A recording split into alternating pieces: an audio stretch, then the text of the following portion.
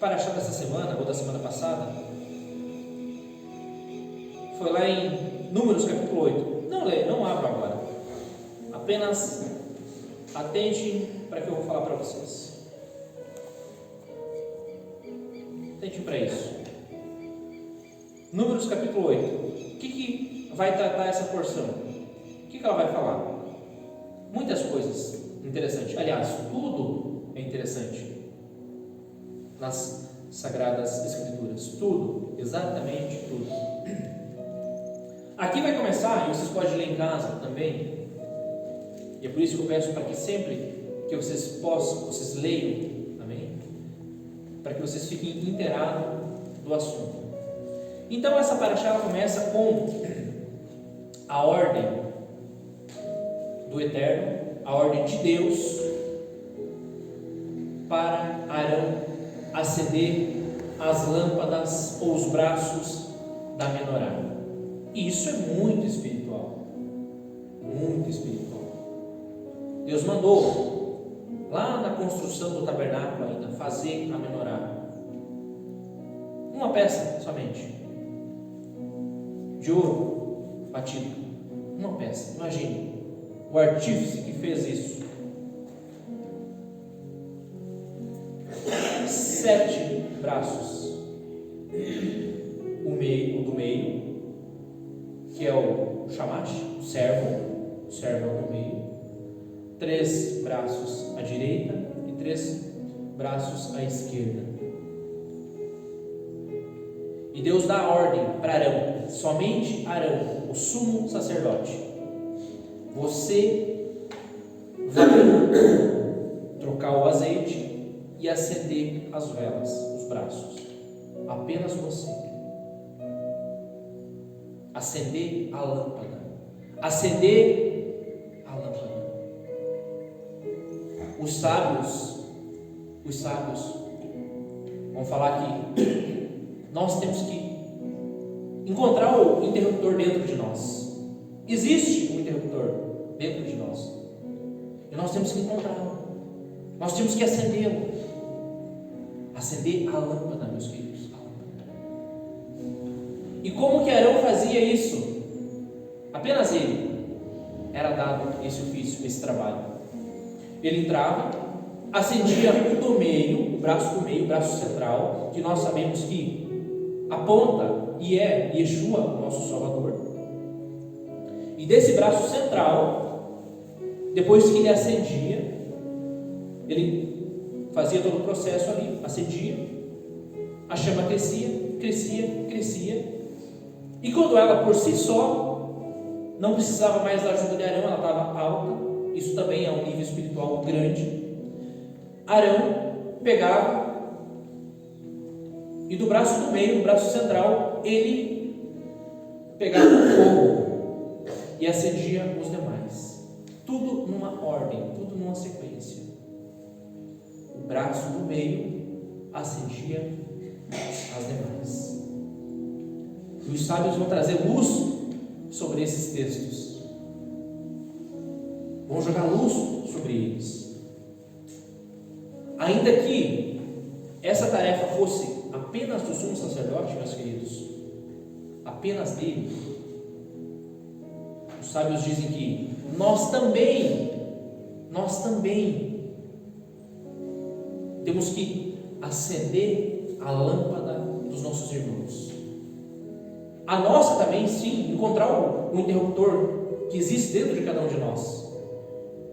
E depois que a nossa chama estiver grande, estiver alta, e ela por si só, ela começar a acender, claro que com a intercessão de Deus, é claro, mas quando a nossa chama estiver grande, aí nós devemos fazer como o sumo sacerdote fazia: acender as demais lâmpadas, acender os braços, os outros braços. Nós somos os sacerdotes, amém? Nesse reino espiritual, nós somos esse sacerdote. Se a nossa lâmpada está acesa, se o fogo está alto já dentro de cada um de nós, então nós sim devemos tentar acender a lâmpada dos nossos filhos, dos nossos vizinhos, dos nossos amigos. Esse, meus queridos, é o trabalho do sumo sacerdote. Amém? Nesse reino espiritual, nesse reino ao qual os nossos olhos não podem ver, nós somos, ou melhor, esse é o nosso trabalho, esse é o nosso ofício, acender a lâmpada que há dentro de cada um dos nossos irmãos, acender essa lâmpada. Arão não parava, ele não parava até que o primeiro braço, ou o braço central, o servo, estivesse totalmente aceso. Ele não parava. E depois que ele estava aceso, ele acendia os outros demais, depois o outro e o outro, até que a menorá, o candelabro, estivesse totalmente aceso. Meus queridos, isso é o reino que vem, isso é o reino espiritual. Primeiro é o central, depois é os outros, e depois é todos. Por isso que Yeshua, e assim nós conseguimos compreender um pouquinho das palavras do nosso Salvador. O que ele disse quando ele foi interrogado, quando perguntaram para ele: mas quando vem o teu reino? Quando vai se manifestar? Ali nos evangelhos, qual foi a resposta dele? O reino, naquela época, não vem com visível aparência. Não ainda, não é o momento, não está pronto, não está preparado, não é o tempo, não é a época. Mas já se passaram 2 anos, meus queridos. Aliás, 2000 anos, segundo as narrativas bíblicas. Naquela época não estava. Mas agora, a cada dia que nós vivemos, nós nos aproximamos desse reino, dessa etapa. Nós nos aproximamos disso. E os sábios vão falar assim, que nós podemos apressar a vinda dele, apressar a vinda do Mashiach, do Messias, do Redentor. Como? Acendendo a lâmpada que há dos nossos irmãos dentro deles, para que o reino se manifeste dentro deles também. Yeshua disse, Jesus, ele disse: o reino se manifesta entre vocês, no meio de vocês, dentro de cada um de nós. Amém? Então isso há um nível espiritual muito grande. Arão, e tão somente Arão, fazia ou acendia as lâmpadas a menorá, e ela ficava totalmente acesa. Totalmente acesa. E elas tinham que iluminar o candelabro todo, a menorá inteira. Essa era a função de Arão. Então essa paraxá começa justamente com essa ordem de Deus para com Arão. E outra coisa também que essa paraxá vai tratar: a consagração dos levitas, a consagração deles. Lembrem vocês que antes de Deus escolher apenas a tribo de Levi para servir a ele no tabernáculo, ele queria pegar todo o primogênito de todas as tribos, mas por conta do pecado do bezerro de ouro, ele escolheu apenas os levitas. E o tabernáculo aqui já tinha sido construído. O sacerdote, o sumo sacerdote estavam trabalhando, e os levitas precisariam ser consagrados. Então Deus manda toda a congregação de Israel, você pode ler isso depois, toda a congregação de Israel, todos os filhos de Israel, vim até a porta da tenda da congregação. E a narrativa bíblica diz que eles puseram as mãos sobre os levitas e os consagraram. E claro que trouxeram bois, o holocausto, a oferta de manjares, a oferta de farinha, e eles foram entregues, ou participaram dessa maravilha. Eles foram consagrados a Deus, e a partir disso cada um sabia o seu ofício dentro do tabernáculo. Então essa paraxá vai tratar também da consagração dos levitas. Um dado interessante aqui para vocês agora: todo levita começava a trabalhar com os seus 25 anos de idade, apenas com 25. Ele ia até os 50 anos. Depois dos 50 anos, ele não poderia fazer aquilo que ele fazia dentro do tabernáculo. Ele ficava como um ajudante, ele poderia ajudar, mas ele começava dos 25 até os 50 anos dele. Todo levita. Amém? Outra coisa que essa paraxá vai tratar sobre a Páscoa, vai instruir os israelitas novamente a trazer o corban, o sacrifício da Páscoa. Vai lembrá-los em uma coisa interessantíssima, e esse é o tema da nossa mensagem: a segunda Páscoa. Em hebraico é o Pesach Sheni, a segunda Páscoa, e eu vou voltar nesse tema. Amém? Uma segunda Páscoa? Como assim? O que é isso? Não era apenas uma? Por que duas? Uma segunda chance, será? Meus irmãos, isso nos fala muito a nível espiritual, muito. Seguindo, apenas contando o que essa paraxá traz. São muitas coisas. Eu poderia escolher qualquer um desses temas para que nós nos debruçássemos aqui o dia inteiro. Essa paraxá, essa porção bíblica também traz toda a questão do acampamento, novamente, israelita, a dependência do povo de Israel, a dependência deles. Por quê? Eu falei para vocês como que era o acampamento. Tabernáculo no meio, os levitas em volta, 3 tribos a leste, 3 a oeste, 3 a norte, 3 a sul.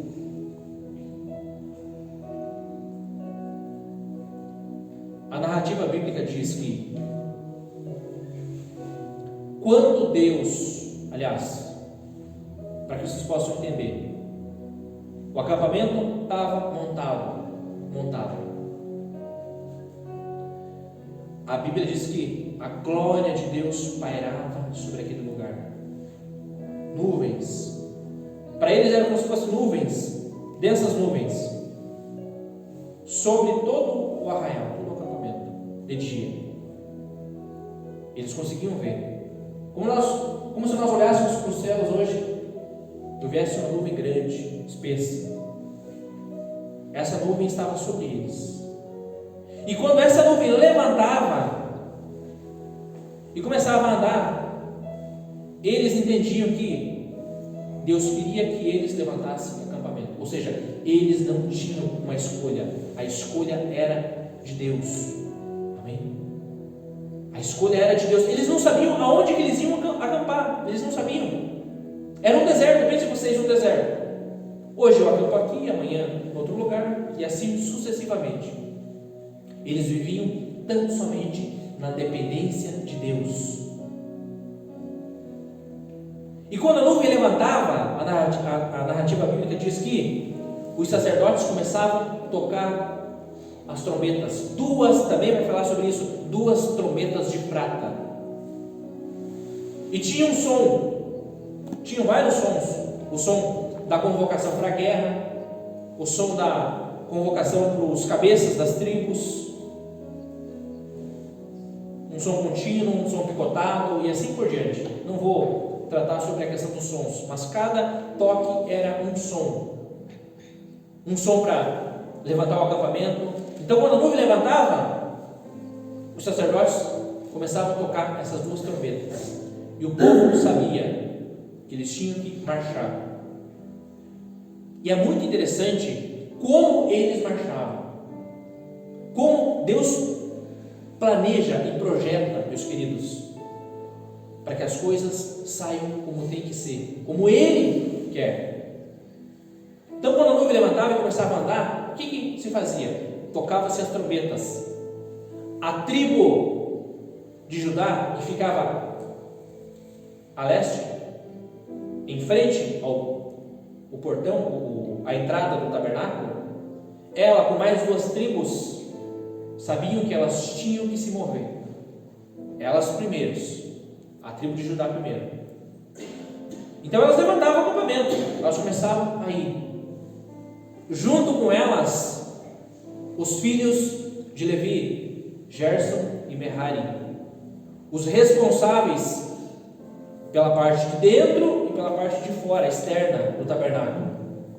Os dois vinham, os sacerdotes já tinham tirado as coisas santas, já tinham cobrido as coisas sagradas, eles desmontavam toda a estrutura e marchavam, os 2 filhos com as suas famílias, porque a eles era a responsabilidade das coisas externas e internas do tabernáculo. Eles levantavam o acampamento com eles. Olha que perfeição. Eles seguiam. Quando essa nuvem baixava, eles entendiam que ali eles deveriam montar o acampamento. Eles já começavam com a montagem do tabernáculo, a parte externa e a parte interna. Aí se movia mais 3 tribos, Rubem mais 2 tribos. Rubem era o chefe, era o cabeça das tribos. Levantava-se Rubem, e com eles os coatitas, os responsáveis pelas coisas sagradas do tabernáculo, a arca da aliança, a menorá, as mesas, tudo. Então quando eles levantavam o acampamento e chegavam até onde estava a nuvem, quando eles chegavam, quando os coatitas chegavam com as coisas sagradas, o tabernáculo já estava montado. Eles colocavam essas coisas dentro. Olha que interessante isso. Primeira coisa era a montagem do tabernáculo, o centro. Aí depois tocava-se outra trombeta. Efraim e mais 2 tribos levantavam o acampamento. Depois, mais 3 tribos, as últimas. Dan era o chefe, tribo de Dan, e mais 2 levantavam o acampamento. Quando essas chegassem, o tabernáculo, a presença de Deus já estava no meio deles. Olha que lindo isso. Olha que lindo. Então, era tudo planejado, tudo projetado. Amém? Tudo da forma que Deus planejou. Essa nuvem que pairava sobre todo o acampamento de dia, à noite, a narrativa bíblica diz que ela era como se fosse uma coluna de fogo.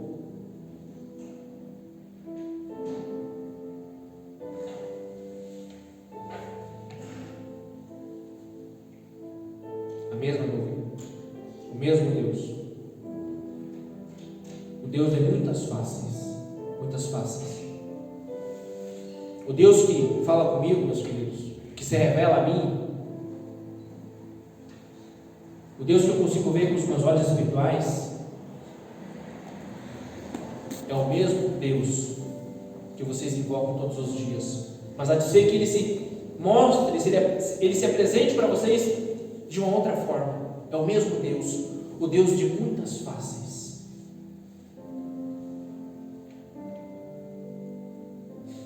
Muitas faces. Deus da guerra, o Deus da paz, o Deus do amor. Amém? Então é muito interessante isso. Eles viviam na dependência e unicamente na dependência de Deus. Isso fala conosco, meus queridos. Viver por essa dependência, viver nessa dependência. Eles não sabiam um dia. A narrativa bíblica diz que, olha o trabalho que dava isso. Eu fico imaginando, olha o trabalho que dava. Levantar todo o acampamento, fazer toda essa construção, desmontar, montar, puxa a lona, monta as tábuas, monta os acampamentos deles, as suas tendas, A narrativa bíblica diz que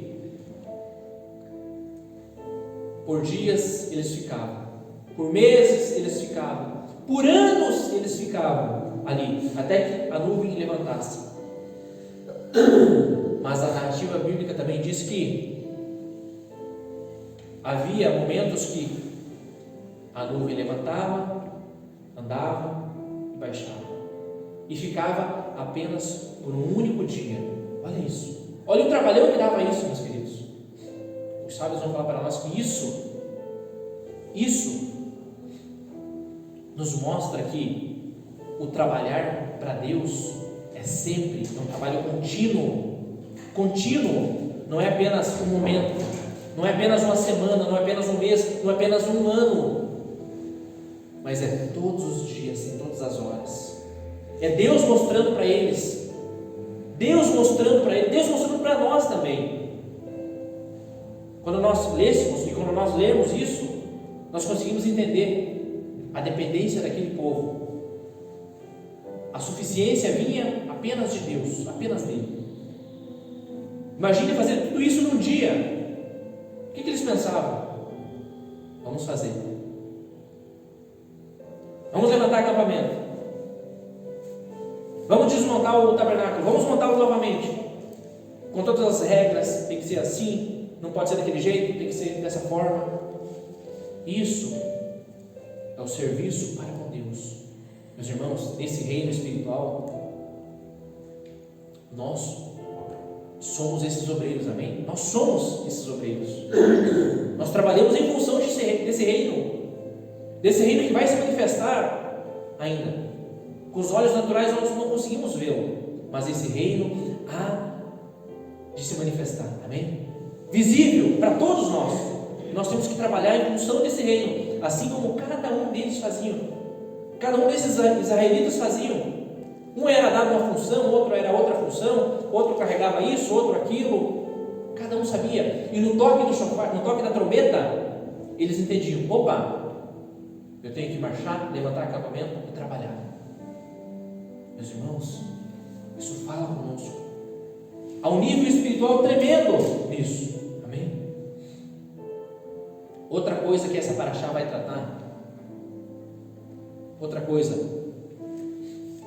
Aqui, acho que lá no capítulo 10 ou 11, você pode ler em casa, vai tratar sobre a rebelião do povo. Aliás, a murmuração, a segunda murmuração do povo. Todos eles, a maioria deles, começou a se queixar entre eles e levaram essas queixas para Moisés. Eles falaram assim: poxa, mas nós, lá no Egito, nós comíamos melões, pepinos, melancias, peixes, e aqui nós não temos isso, Moisés. Meus irmãos, eles comiam um maná do céu, o povo, o pão de Deus, eles comiam. Eles estavam reclamando. Eu não estou aqui condenando-os, mas eles comiam o pão de Deus, eles comiam o maná. Os sábios vão falar que o maná, ele tinha o gosto que eles quisessem, ou seja, se determinada pessoa tivesse com vontade de bolo, então quando ela comesse o maná, aquilo tinha gosto de bolo. Se ela tivesse vontade de carne, quando ela ingerisse o maná, esse maná tinha sim o gosto da carne. O maná tinha o gosto, segundo os sábios, do que aquela pessoa estava querendo, estava desejando. E mesmo assim eles murmuraram. Eles levaram essa queixa para Moisés, e Moisés falou com Deus, e isso irritou muito a Deus. A narrativa diz que Deus mandou Moisés escolher 70 anciões para ajudá-lo no serviço, e mandou também eles se consagrarem. que eles não comeriam um dia carne, 2 dias, 5 dias, mas por um mês inteiro eles comeriam carne, codornizes, até, segundo a narrativa bíblica diz, até sair carne pelos seus narizes. Olha isso. Deus se enfureceu com eles e começou uma praga, um fogo no meio deles, que começou a consumi-los vivos. E Moisés, uma figura de Cristo, apontando para Cristo, rapidamente intercedeu pelo povo e a praga cessou. A segunda murmuração daquele povo, a segunda, e a primeira intervenção de Deus. Essa paraxá vai tratar também sobre a lepra, a hebraica é tsarat, a doença da pele que atingiu Miriam, irmã de Arão e Moisés. Por quê? Em determinado momento Moisés quis casar com uma mulher, uma cuxita, e isso não soou bem aos ouvidos de Moisés e de Arão e Miriam, irmãos de Moisés. Eles começaram a falar mal de Moisés. Mas como assim? Como isso? Por quê? Por que ele fez isso? A narrativa bíblica diz que Moisés tinha um coração manso, era o homem mais manso de toda aquela população, de toda aquela congregação. E Deus chamou eles até a tenda e disse: por que vocês estão falando mal de Moisés? Por quê? Por quê? Ele é o meu servo, eu trato com eles as coisas espirituais face a face, face a face.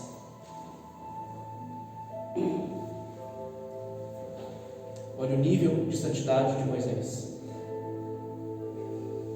Nenhum outro profeta na Bíblia, nenhum outro na Bíblia inteira falou com Deus face a face. Nenhum rei, nem Davi, nem Salomão, ninguém falou face a face. Quando Deus falava com os profetas, era através de uma visão, através de um sonho, mas com Moisés ele tratou face a face. Olha a importância dele. E por conta disso Deus disse: Miriam, tua pele vai se tornar branca como a neve. E ela ficou com essa doença na pele. E Moisés intercedeu por ela também. E ela ficou os 7 dias fora do arraial, fora do acampamento, até que a praga cessasse sobre ela. Amém? Voltando agora ao nosso tema, eu vou ser rápido. Abra a Bíblia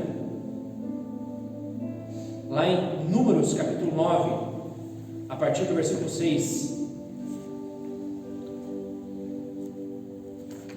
A celebração da segunda Páscoa, o Pesach Sheni.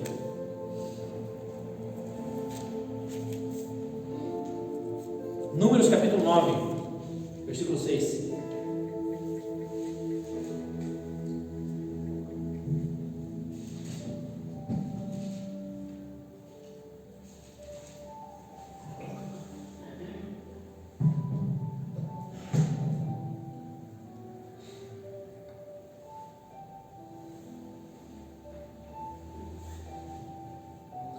Houve alguns que se acharam imundos por terem tocado o cadáver de um homem, de maneira que não puderam celebrar a Páscoa, a primeira, naquele dia, 14 de Nissan.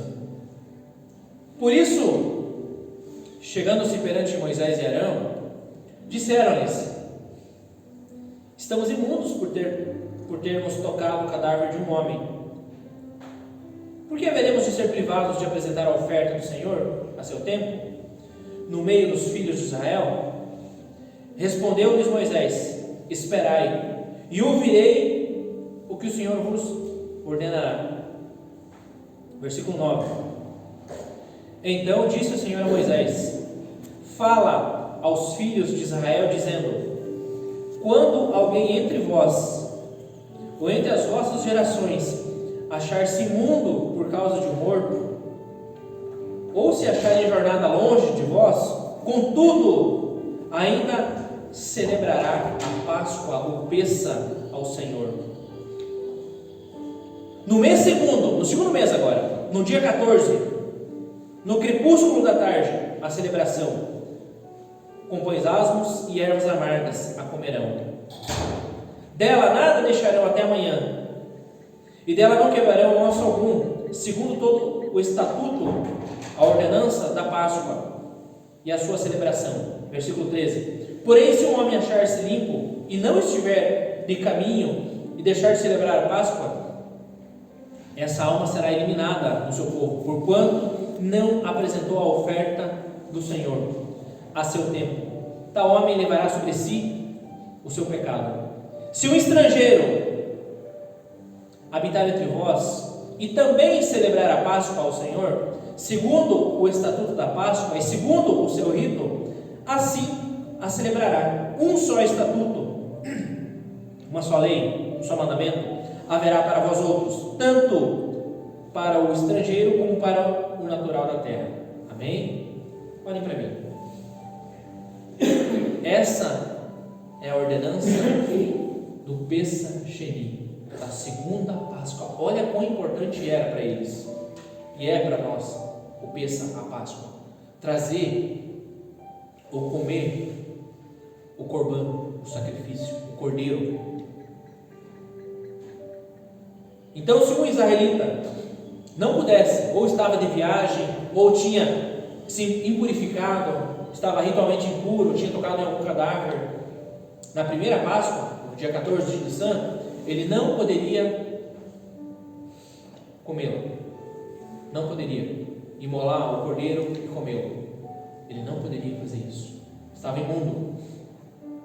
Aí eles trazem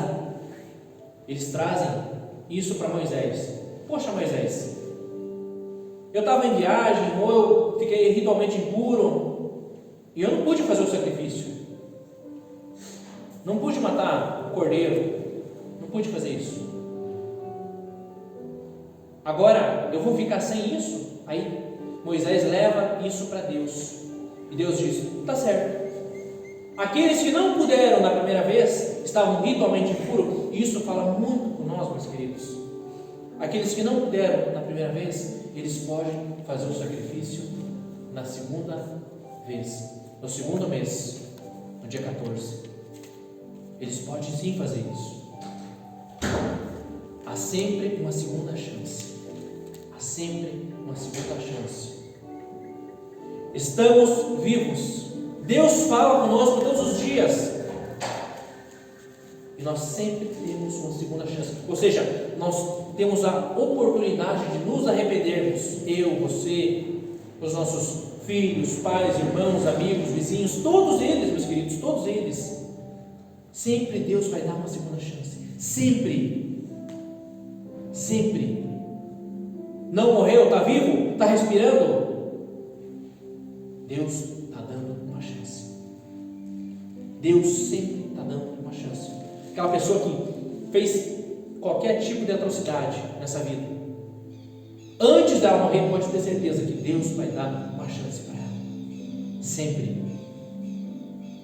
Deus sempre vai dar uma chance para a salvação. Agora, há diferença sim entre galardão e galardão. Eu vou chegar lá. Então aqui, a nível espiritual, é exatamente isso. Há uma segunda chance. Há sempre uma segunda chance. Houve uma segunda chance para nós. Sempre. Sempre. Amém? Por isso que Deus traz a eles a segunda Páscoa, o Pesach Sheni. A segunda oportunidade deles trazerem o cordeiro, imolar, matar ele, comer, não quebrar as pernas, não quebrar os ossos. Quem é o cordeiro? Yeshua, Jesus Cristo. Esse é o nosso cordeiro. Isso quer dizer o que para nós? Traçando um paralelo dos nossos dias. Há uma chance, meus queridos, para nós. Sempre há uma chance para os nossos familiares. Sempre, sempre, sempre, sempre. E é por isso que na condição de sacerdote, temos que sempre tentar acender, não desistir, acender a lâmpada dos nossos irmãos, a luz que há sobre eles. Há sim uma luz sobre eles. a de ser que essa luz esteja quase se apagando, esteja tão fraca, que por eles mesmos, eles não conseguem fazer isso. E precisa de Arão, meus queridos, precisa que Arão vá lá e acenda o primeiro, e depois o primeiro os outros. Mas Arão não desistia. Não importa se era frio, não importa isso, se estava chovendo, não importa. Precisa que nós não desistimos. Amém? Há sempre uma segunda chance. O Pesach Sheni, a segunda Páscoa. A segunda Páscoa. E aqui, para nós encerrar, os sábios vão falar assim,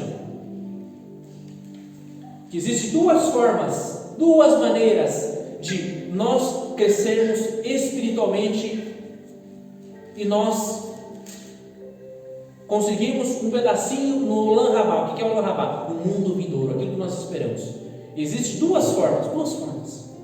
A primeira, gradativa, dia após dia, cumprindo os mandamentos que cabe a nós cumprirmos. Não fazer isso, não fazer aquilo outro, fazer isso, fazer aquilo outro.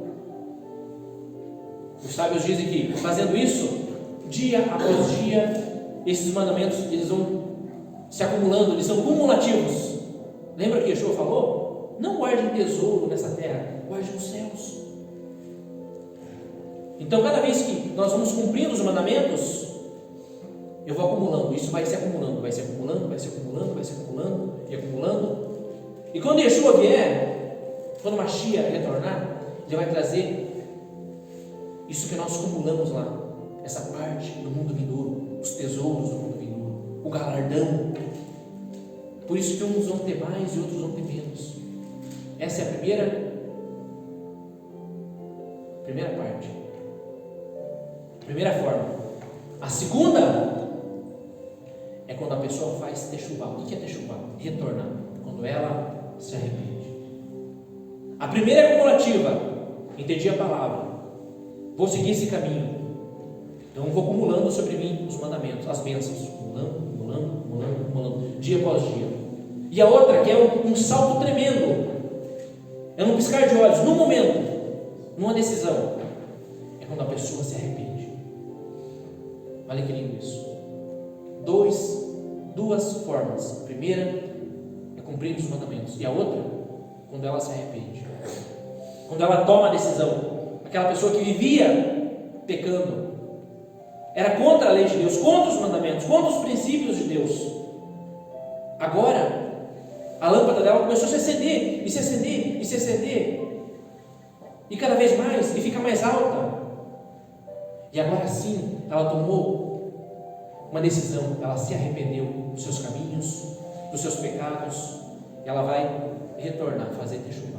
Quando ela faz isso, há um salto tremendo. Os sábios dizem que ela já conquistou o reino, ela já tomou parte. Olha o poder do arrependimento, olha o poder da techuvá. Quando a pessoa decide, é claro que sim, ela já conquistou, é como se ela desse um salto na frente das outras, mas a partir desse momento, ela também tem que cumprir os mandamentos, ela tem que assegurar isso. Mas o que a narrativa quer nos mostrar? O poder da transformação, o poder do arrependimento. Amém? O poder.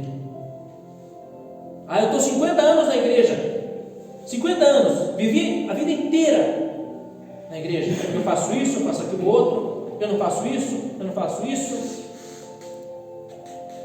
E aquela pessoa que pecou a vida inteira, 50 anos no pecado, em transgressão, contra as leis de Deus. A partir do momento que aquela pessoa se arrepende, ela se iguala ou passa na frente dessa outra pessoa. Isso é o reino de Deus, meus queridos. Eu falo isso em conquistar o reino de Deus, conquistar um pedacinho do reino. Amém? Olha o poder do arrependimento, o poder da transformação. Esse é a techuvá. Amém? Uma coisa interessante para nós encerrarmos. Na primeira Páscoa, o povo era orientado, e era um mandamento, que eles tirassem todo o fermento de suas casas, todo o fermento, por 7 dias, Comer sem fermento. O pão asmo, o matzá, pão que não cresceu.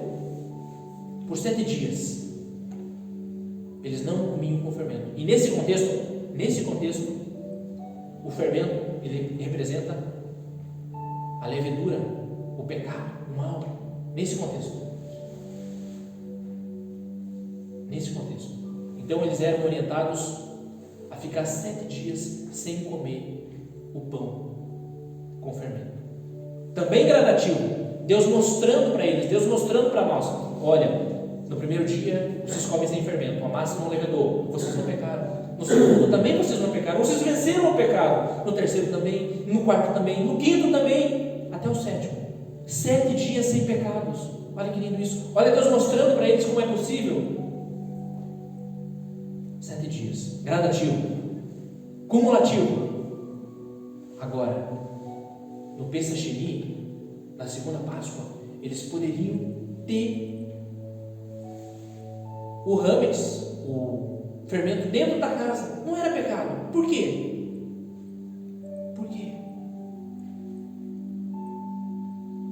Volto à questão anterior. Assim como um é cumulativo, é gradativo, dia após dia, aqui é o poder da decisão, o poder do arrependimento, de fazer a coisa certa, de andar nos caminhos de Deus. Aqui é num dia, enquanto o Pesach era 7 dias, a Páscoa era 7 dias, a primeira, aqui era apenas um dia, um momento, uma decisão. Arrependimento, techuvá. É por isso que eles aqui, na segunda Páscoa, era permitido o fermento dentro de suas casas. Também comiam as ervas amargas, comiam o matzá, mas também tinha o fermento, o pecado, o símbolo do pecado dentro deles. Mas eles se arrependeram num momento, numa decisão, e retornaram aos caminhos certos. Amém? Olha que lindo isso. Um é cumulativo, o outro é uma decisão, um tempo, um momento. Agora, nesse exato momento, eu quero mudar a minha vida. Glória a Deus.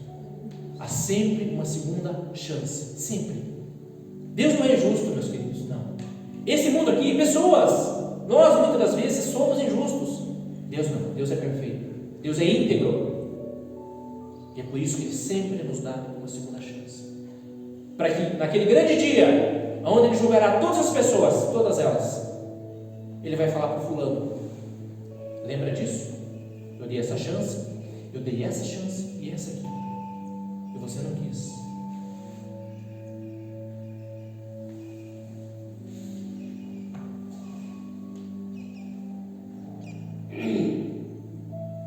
Marcos, eu acho que é capítulo 7, 13.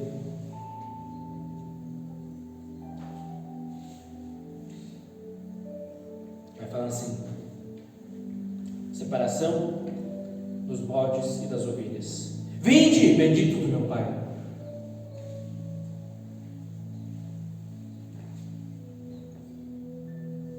Os que estão à direita.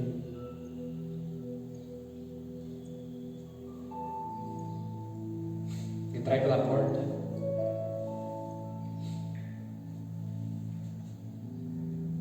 Esse reino que está preparado desde a fundação do mundo. Vinde, meus queridos. E os que estão à esquerda, Ele vai falar assim: eu não conheço vocês. Quem são vocês? Vou lançar fora vocês. Vocês que praticam a iniquidade, que são contra a lei, são contra os mandamentos. Eu não conheço vocês. Senão vão entrar no reino. Nessa hora, Deus vai separar os bodes das ovelhas. Amém? Aqueles que foram acumulando as suas bênçãos, aqueles que foram acumulando os mandamentos, vão ter parte desse reino. Aqueles que numa decisão se arrependeram, vão ter parte desse reino. Aqueles que não se arrependeram não vão ter parte desse reino. Amém? Há sempre uma segunda chance para nós. Fiquem de pé, meus queridos.